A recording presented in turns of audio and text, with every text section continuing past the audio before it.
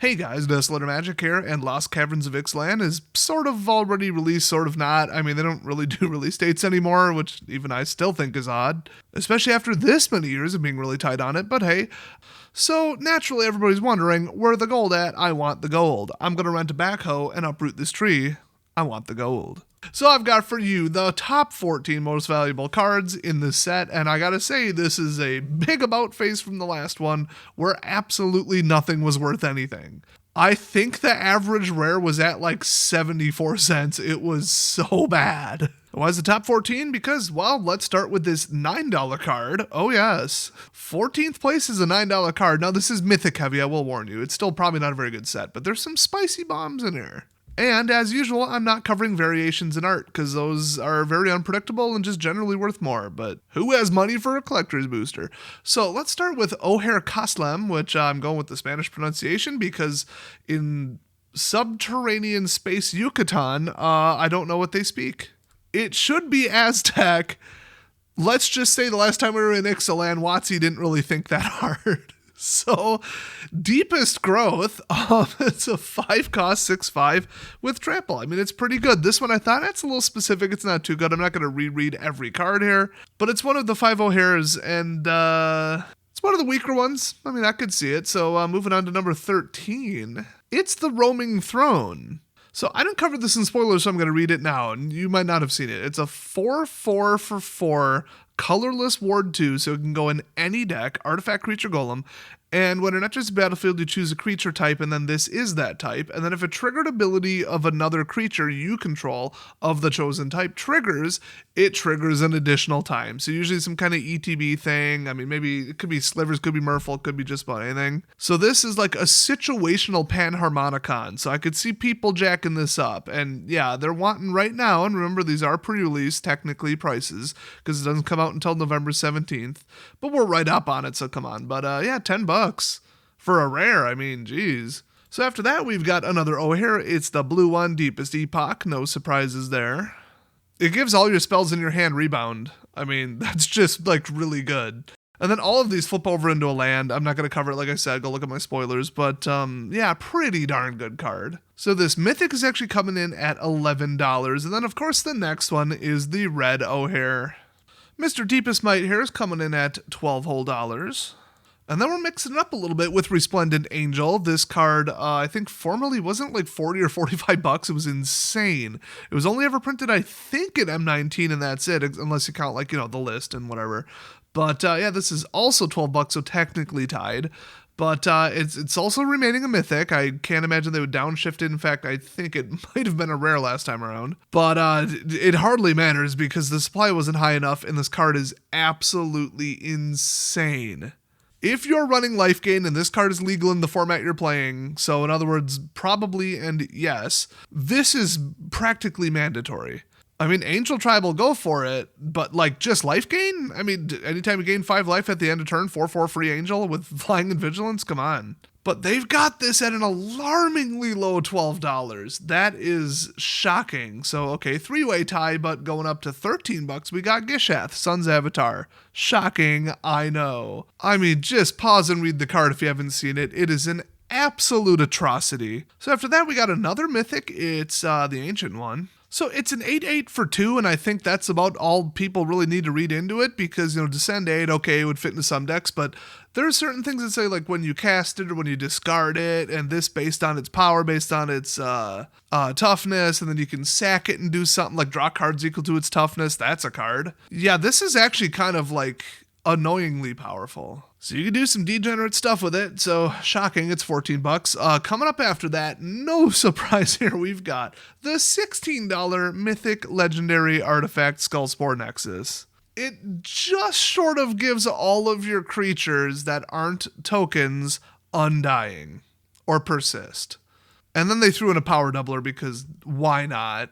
Yeah, that's worth $16 minimum. I'm actually surprised that's not higher, but boy, $20 for Chimmel, the Inner Sun. That one I don't see. I mean, this is the Immortal Sun 2.0. I mean, that's pretty much what it is. But Man, spells you control can't be countered for 6, totally not worth it. And then at the beginning of your end step, discover 5, which, okay. It's kind of like Cascade 5, sort of. Or Cascade 6, would it be? It's just free cast once per turn, blind off the top of your library. So, yeah, people are interested in that. I think this will fall, though. It's neat, but it's not that good.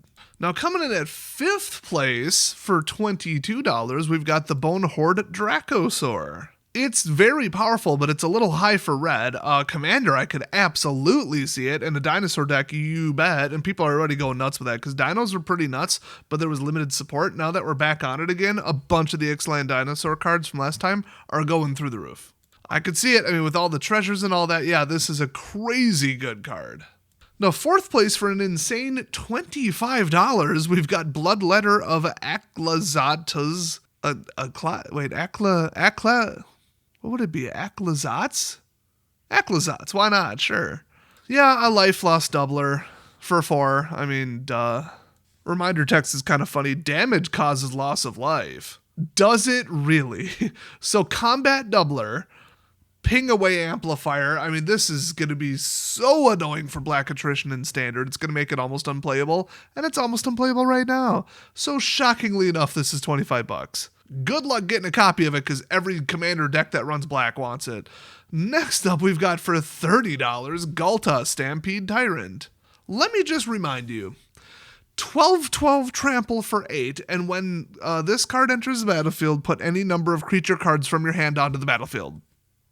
Not exile them at end of turn, not they have to be green, not they have to be dinosaurs, just 8 everything.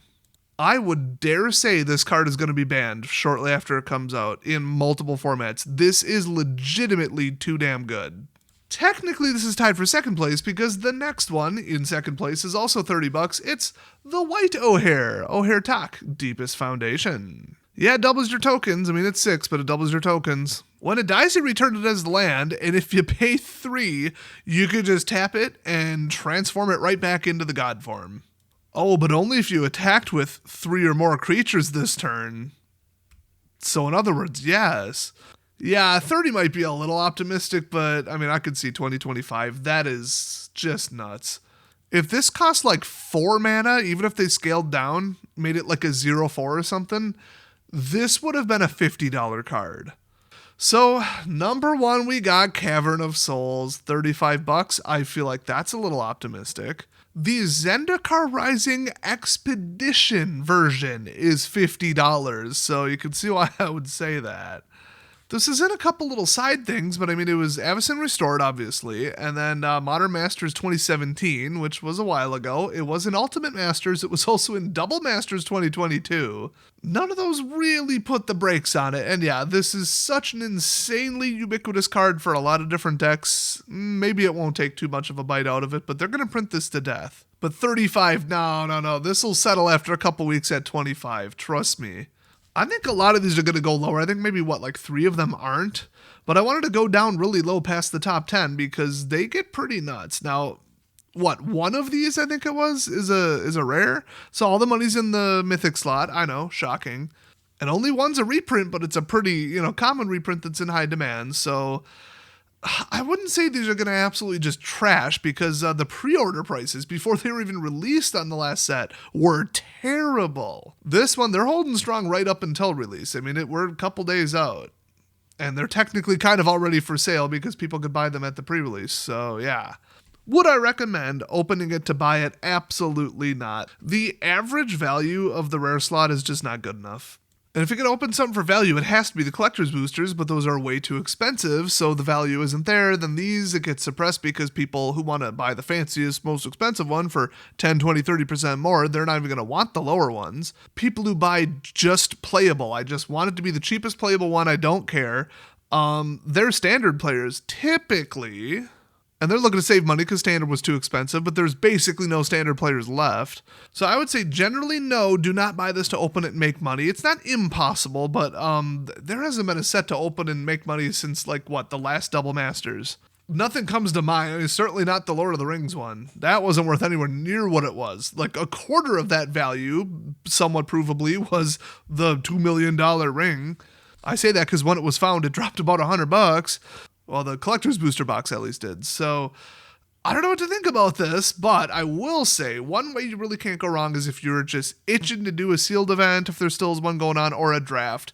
This looks excellent. You never know till you really get in it, and I didn't look too close at the commons and uncommons, but just the overall balance and like the bombs aren't like too horrific, kind of. They're very situational and kind of rely on something else, or they rely on conditions to be met. The mechanics look pretty fair but interesting. This is going to be a very high-powered format in general, especially in sealed, let alone draft. But you never know. I'm going to draft the heck out of it when it shows up on Arena. But if you were to draft it, you might get some pretty good value out of the cards that you open. And there's a ton of power cards in the colorless slot, so you never know. I could be wrong. This could be one of the most unbalanced, worst, just awful to play through sets that's ever been drafted. Who knows?